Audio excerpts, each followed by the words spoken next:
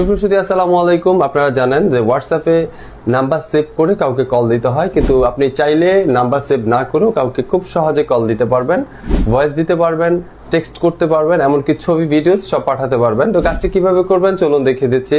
Informative video পেতে follow করে আমাদের পেজটির সাথে থাকুন আর অবশ্যই শেয়ার করতে ভুলবেন না।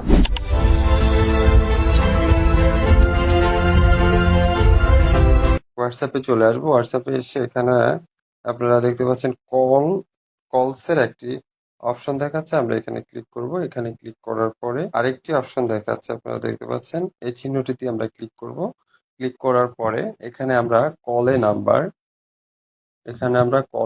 এখানে ক্লিক করব। ক্লিক করে এখানে নাম্বারটি তুলবো। আমি জাস্ট একটি নাম্বার তুলছি। নাম্বারটি তোলার পরে একটু আমরা ওয়েট করলে আপনারা দেখতে পাচ্ছেন আমার নিচে আমার নামটি শো করছে, অর্থাৎ আমার এই নাম্বারটি আগে সেভ করা থাকার কারণে নাম্বারটি শো করছে।